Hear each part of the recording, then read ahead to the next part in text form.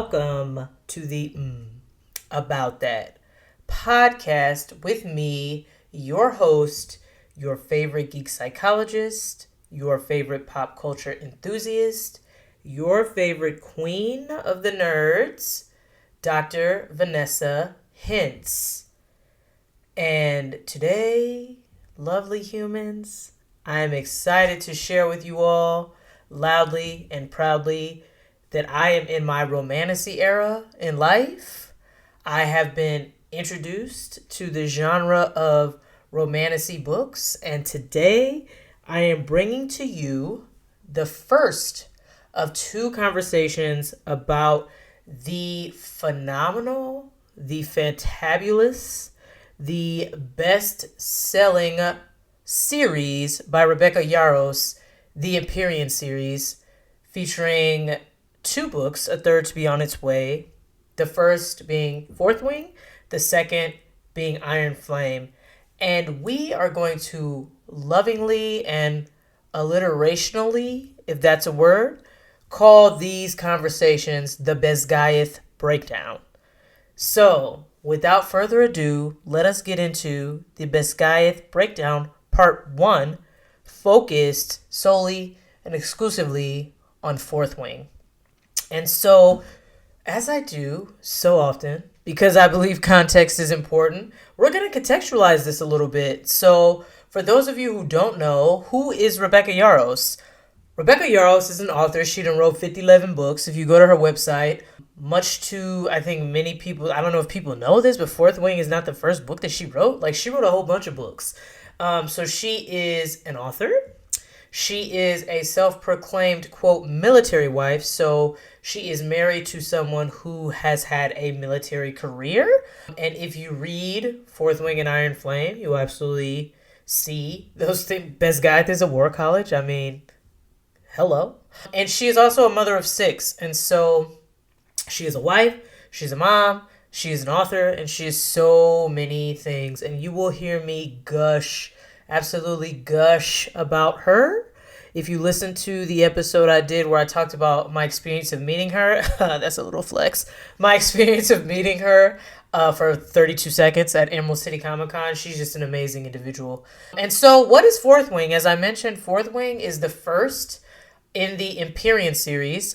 It was released on May 2nd, 2023. And so I thought I was behind, like I was not ahead of the game when I read Fourth Wing because it had already sort of like become so popular, but I was like 6 months after the release date. So you know what, it's fine. I'm going to talk about that in a moment, how I got into sort of this space.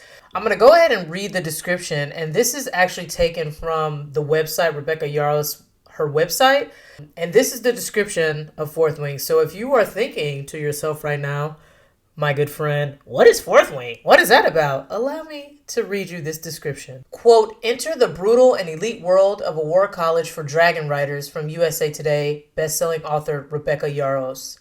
20-year-old Violet Sorrengail was supposed to enter the scribe quadrant, living a quiet life among books and history.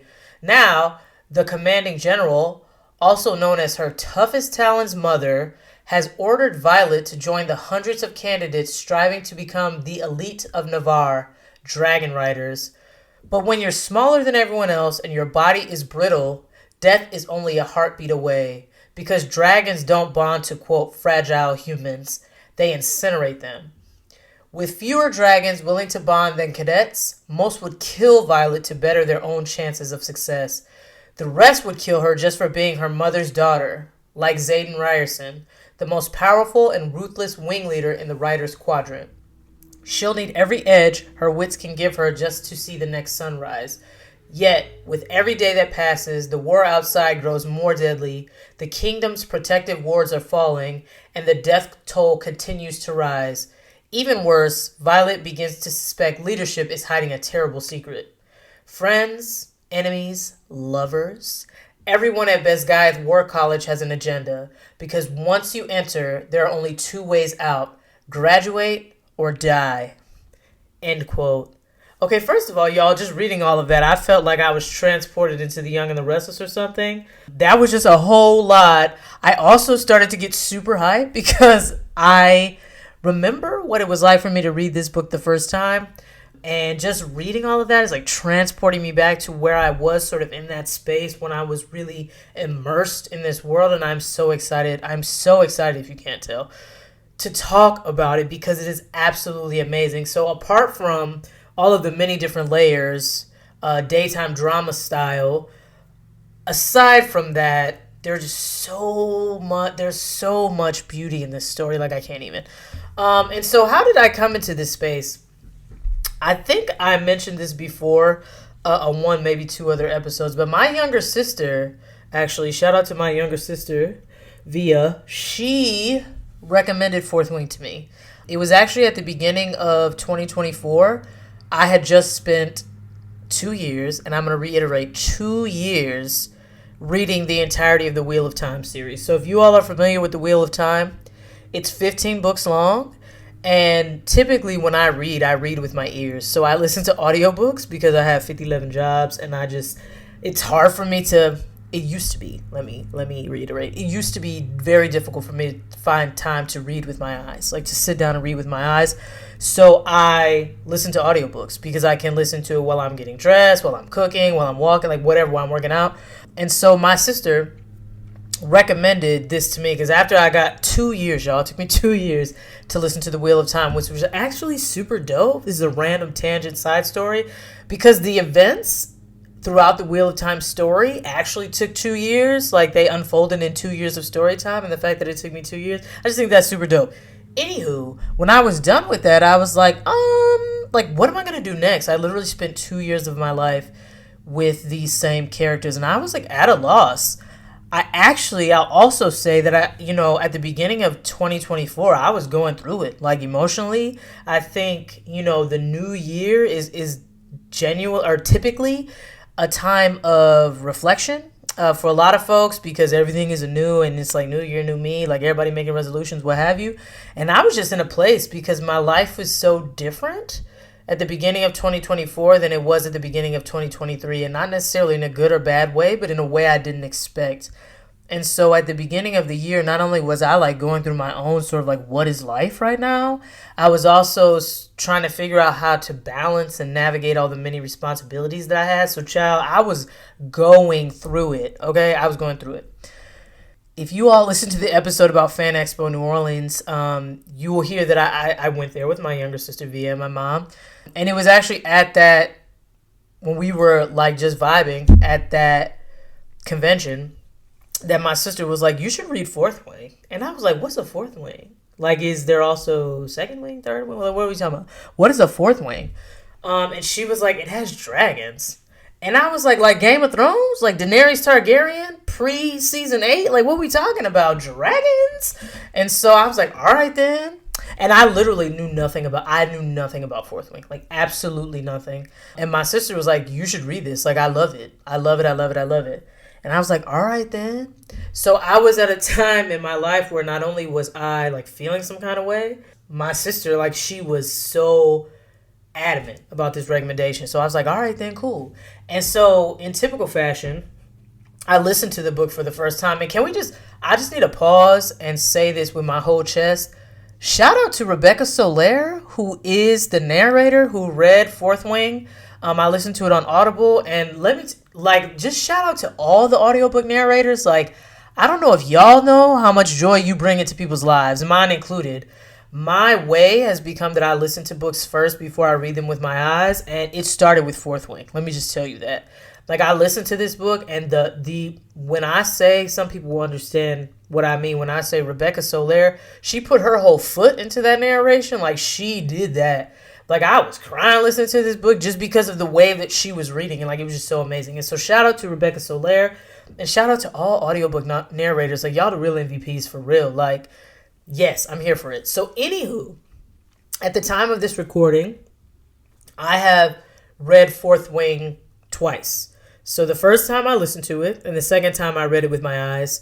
And I will say, too, that, this story, like I said, came to me at a time in my life where I needed that. Like, I have talked on other episodes about, escapism and how one of the reasons that I love pop culture is that it allows me to disassociate, not in a pathological way, but in a voluntary, I think very healthy way, disassociate from some of the heaviness in life, right? Like the work that I do is heavy, and the reason I engage with pop culture in the way that I do is because it speaks to me in some way, and sometimes that speaking is allowing me to focus my attention elsewhere, to get so I had forgotten even after listening to 15 books, right?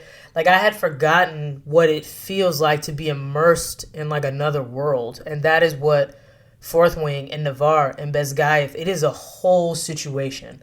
And that's why I still watch Young and the Restless, y'all. Like Genoa City, Wisconsin, it is a real place, but like the Young and the Restless Genoa City, Wisconsin is not a real place. And I still very much am invested in the Young and the Restless, one, because it gives me background noise when I'm working, and two, because I have literally been watching it for over 20 years, and I'm just invested in that world and all of the shenanigans afoot with all those rich people. But anywho, this story came to me at a time in my life where I needed it, and it has changed so much about the way that I care for myself, and I think it was, again, getting back into this space and refamiliarizing myself with how valuable reading for leisure can be, right? Like as a scholar, as an academic, you always reading something because you have to.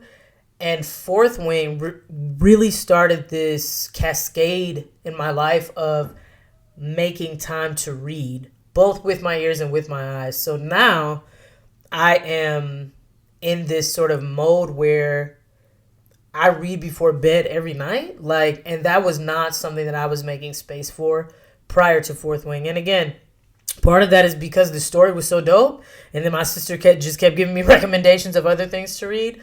And also because I like the way that it made me feel, right? I like the way that it makes me feel when I am immersing myself in this, whether, again, it's listening or reading with my eyes. And so I have a special connection and kinship with this story, not only because of sort of the context with which it came into my life, but also because it's a dope story. And so without further ado, I'm going to tell you why, right? I'm going to tell you why I think that this story is super dope. I'm going to tell you how it spoke to me and what I feel like are things that of value, for lack of a better word, that this story provides, not only to me as an individual, but to us, I think, societally. And the first thing I really want to talk about is sort of this existential flavor of the story. And when I say existential, I don't necessarily mean that in like the philosophical sense. I'm an existential therapist. That's just the way I think about the world, from that lens, from that perspective. And so no matter what I'm reading, no matter what I'm watching, no matter what I'm consuming, I feel like I'm always and often engaging with it in that way. In this sense, when I talk about existentialism as it relates to Fourth Wing, what I'm really talking about is, or what I'm specifically talking about is how we confront mortality. And I should have said this at the beginning, but I'm going to go ahead and say it now. This entire episode, #spoiler alert. So if you haven't read Fourth Wing, just don't listen to this. Don't listen to this at all, because it's about to be a whole bunch of spoilers up in here. And I'm sorry, I'm not sorry. So anyways, back to this conversation about facing mortality. So Basgiath is a war college, and within Basgiath, there are 4 different quadrants that cadets can go into: the healer's quadrant, the scribe's quadrant, the infantry, or the rider's quadrant. And the rider's quadrant is by far the most deadly. And again, when I say it's the most deadly, in this quadrant, they literally read a death roll every morning. So every morning when they get into their military formation, somebody read a list of names of all the people who died. Damn, every day. Every day. It's a lot, right? And so there's a quote in the book where, spoiler alert, the book is primarily written from Violet's point of view, almost exclusively. And there's a point in which she's talking about sort of the hedonism, for lack of a better word, that she experiences and sees in the writer's quadrant. Like, people just be up in there living their best life. And she says, quote, "There's not much reason to deny yourself when you might not live through tomorrow." And so from the perspective of people in the writer's quadrant, like, death is to be expected. Like, they are literally in probably the most dangerous place on earth, arguably, right?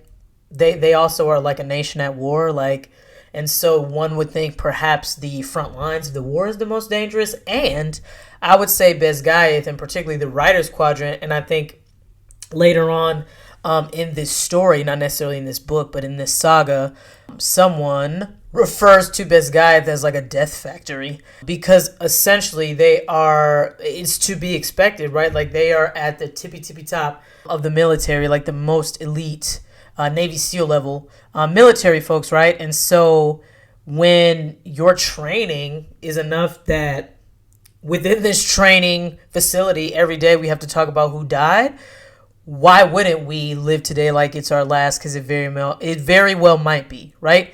And speaking of the death roll, right? And so within the text and sort of within the metaphysical, sort of spiritual beliefs that are conveyed throughout the text, it's clear that within Navarre, they have a multitude of gods that they recognize. And the god of death, referred to as Malik, they talk about how once someone's name is read on the death roll, like, we're done. We're moving on, right? Like, their items are either burned or sent homes to their families, and then it's like we don't talk about that ever again, right? There's a quote from the book that says, "I'll never get over how quickly people move on around here, how callously death is swept under a rug and trampled on minutes later."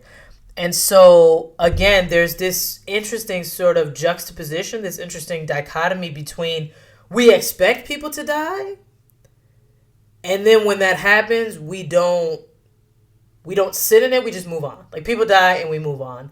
And I'm not here to say that's good, bad, or otherwise. I think people manage grief in the way that most aligns with them.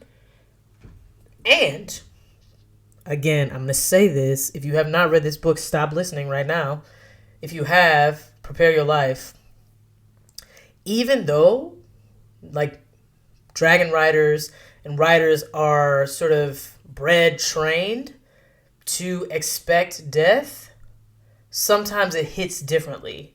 And I'm specifically talking about Liam's death. That one hit different.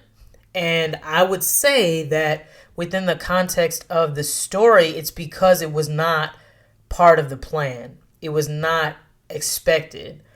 In the entirety of their training, right, we hear Violet at the very beginning of the story is talking about how low the likelihood is that she will survive to graduation because the numbers just ain't numbering. Like, the math ain't mathing. Like, there's a specific percentage of people that not only survive just getting across the parapet and becoming cadets, but then surviving 3 years in the space to become writers. And so, again, there is an expectation that death will happen. It doesn't mean that it's not difficult, right? And when death happens outside of what one would expect, it's exceptionally hard, right? And that is what we saw with Liam and his death, which again occurred in the context of like war and battle and all of these things. And still it was difficult. And you hear Violet at the time and then subsequently later on in the saga that how much that affected her, right? And how responsible she feels, even though Liam was conscripted into probably the most dangerous, most deadly place in the entirety of the world, even though he probably woke up every day knowing that death is inevitable for us all. But there was an increased likelihood of his death because of the nature of where he was. It still hit different, right? And so I can appreciate how Rebecca Yarros navigated conversations about death and grief, because even when you live somewhere where they read a death roll every morning, and I don't know if this was just me, but the death roll to me was very reminiscent of pandemic times when every day they did those White House briefings and they shared those death numbers, right? Like, they weren't names. They were names to people who knew that they lost someone, right? But every day we were confronted with how many people we lost to COVID. And after a while, there was almost like this desensitization, right? At the beginning of COVID, when we didn't know what was going on, like we had no idea. So hearing the new information, seeing these numbers, it made us feel a way. And then after, 6 weeks of that, did we feel the same way? Maybe yes, maybe no. And still, if those things happened again now, how would we feel? How would we react, right? And so, again, I think Rebecca Yarros did an amazing job of navigating mortality, how we sort of face that, how we manage grief. It just, and the scene with Liam, this is another, which again, shout out to Rebecca Soler. The way that she read that, I was walking down the street listening to this book crying. People looking at me like, whoa, what's happening here? I'm fine. I'm just having a moment because this is too much. Like, it's absolutely too much. And so the other thing I want to talk about with regard to the story and what I value about it is this sort of, particularly with Violet as the main character and the point of view that we see most often, this story of overcoming adversity. And so Violet is a person with a disability, and it is sort of, from the very beginning, we learn that physically Violet is different, right? And in August 2023, Rebecca Yarros actually did an interview with Health. I think it's health.com, but Health. This is what she said with regard to Violet's disability and the importance of having this represented. And so Violet having EDS is not explicitly named in the book because knowledge of it wouldn't have fit with the level of medical advancement of the society in the book. It was important to me to represent this chronic illness because my 4 sons and I all have the hypermobile type of Ehlers-Danlos. Growing up, I never saw that kind of representation in the fantasy genre or a character in the type of chronic pain I live with. End quote. And so, for those of us who may be unaware, EDS is the result of a gene mutation that causes issues with the production and processing of collagen, a type of protein that's found within our body's connective tissue. Most people with EDS experience symptoms that affect their skin, their muscles, their joints, and their blood vessels. And these symptoms can include hypermobility or a larger range of joint movement than average, unstable joints and joint dislocation, weak muscles, chronic pain, fragile skin, loose skin, as well as abnormal bruising and scarring. And so with Violet, what we see most often, again, is her navigating this treacherous Navy SEAL level physical training as someone who has a physical disability, as someone who has weaker muscles or unstable joints. And so from the very beginning, the first scene when she's crossing the parapet to get to Basgiath and how she sort of has to navigate that, and then when she's done, how she has to take care of herself, right?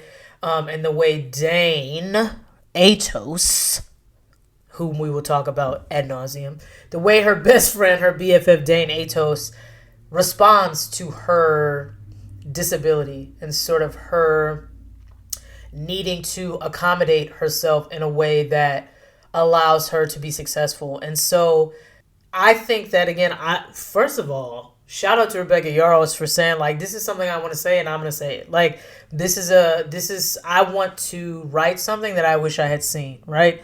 And her, I don't even want to say courage, because what I think often happens is that we identify people with disabilities as doing something courageous when they are just living their life, right? And I don't say just as in that is somehow negative.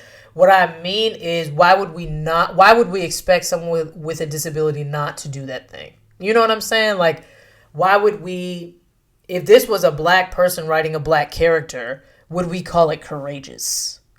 This is Rebecca Yarros is a person with a disability who is writing a character with a disability. Is it courageous? Or is it representation, right? Like, so that I think first and foremost, and that is something that I actually learned from some students of mine who did a presentation about disability, and this was something that they shared, like, why is it courageous for people with disabilities to just live their lives? And again, I don't want just to sound like it is dismissive, because we absolutely live in an ableist society. So for people with disabilities to navigate the world, it is difficult. Is it courageous? Or does us identifying it as courageous mean that we are somehow infantilizing people with disabilities? This is something to consider, right? And so what I appreciate, again, about Violet and everything about her is the way that she comes to relate to and value what makes her different and what makes her unique. And there's a point in the story after her and Dane have like their 17 falling out, because Dane is acting like a little wench. But she actually relays words to him that he said to her at the very beginning, when she is really acknowledging, yes, I'm different. And yes, I'm going to navigate this in a way that feels best for me. And what she says is, quote, "This place, Basgiath, cuts away the bullshit and the niceties, revealing whoever you are at your core." And Dane had constantly treated Violet as someone who is fragile, as someone who needs help, right? Like, you are I don't want to use the word victim, because I feel like that word has been weaponized in many ways. I think Dane had, and which is why they have a falling out, right? Like, Dane is treating Violet as someone who needs help, as someone who can't do it without help. And she, time and time and time again, is like, no, this place is revealing who I am at my core. And let me just say, who Violet is at her core is a bad bitch. She is a boss bitch.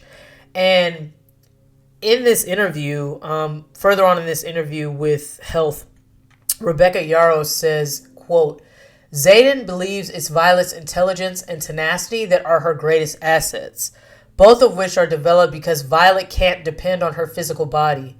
In their brutal environment, it was exceptionally important that Violet's love interest treat her as capable and encourages her to become her best self instead of infantilizing or holding her back." End quote. So Dane Atos, take notes. See, this is why you got put in the friend zone, sir, for a number of reasons. First of all, Xaden and Violet are just fated lovers, and that's fine. And fight me if you want to.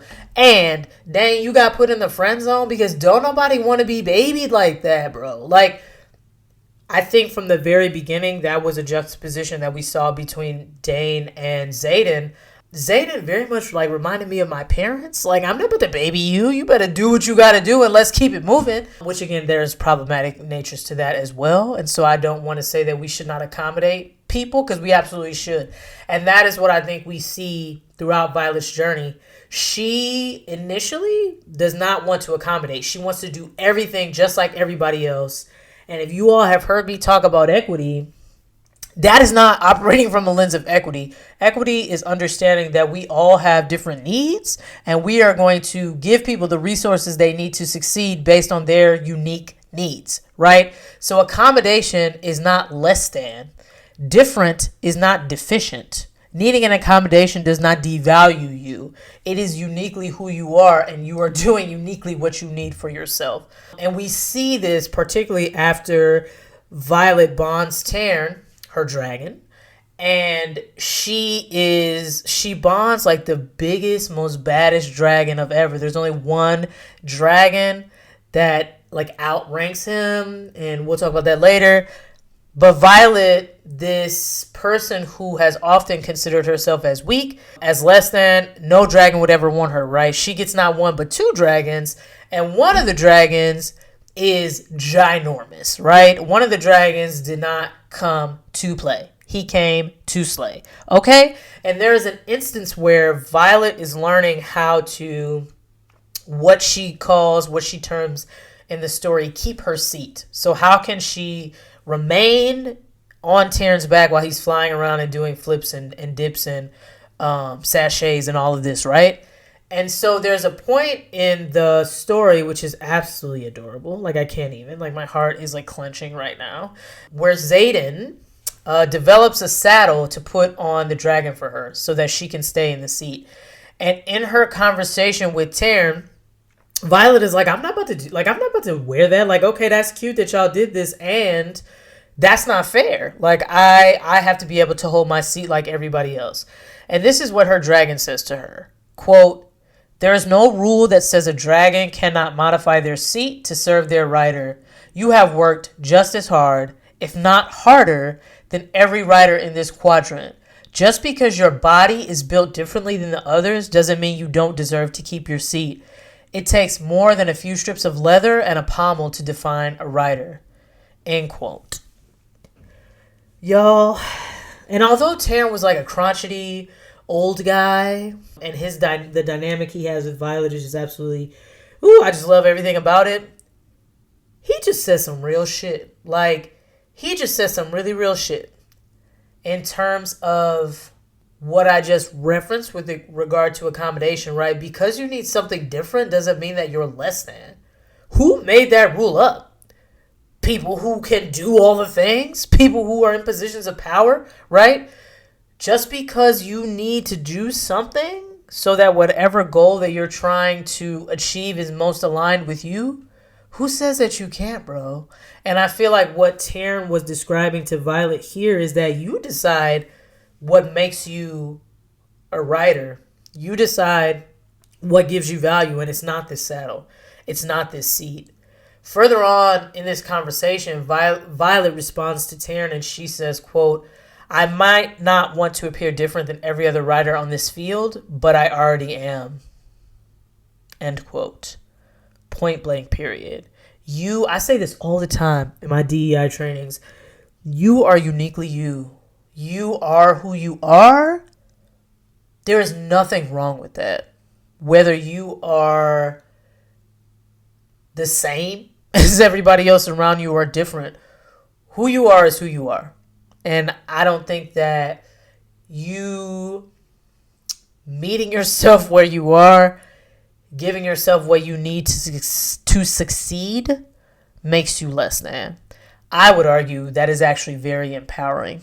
And that is what we see in the growth and development of Violet throughout the course of Fourth Wing. In her first year at Basgiath, she is coming into her own. She is becoming empowered in more ways than one. Not because she changes her physical body, which she absolutely does. Like, she up in here getting swole. Not because of that. Because she modifies and changes the way she values herself. And so, like, I could lose 100 pounds tomorrow. Would that be the reason that I feel better, worse, or the same about myself?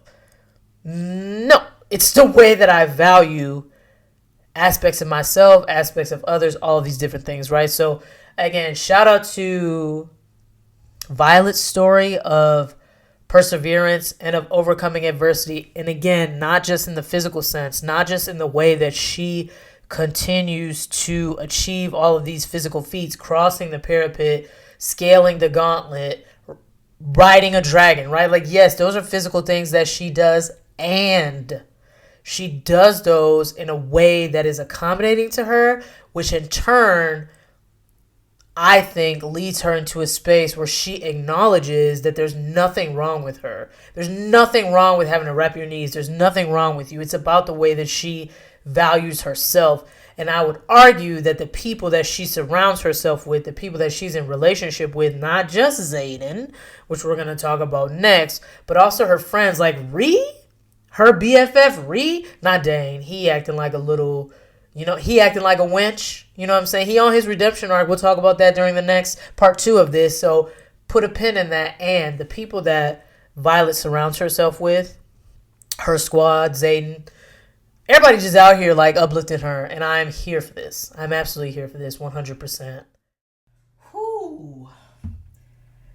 Violet got me up in here trying to go to church. You know what I'm saying? If she is not one of your sheroes at this point, you better check yourself, because she is dope. And that, unfortunately, is all that we have time for today. And so I invite you, I implore you, I beseech you to come back to hear part 2 of the Basgiath breakdown about Fourth Wing. because we're going to talk all about that shadow zaddy, Zayden Ryerson, as well as why the love story between Zayden and Violet is one that is beautiful and unique and something we cannot get enough of. And so until then, beautiful people, I wish you and your families safety, health, and joy. Come back soon.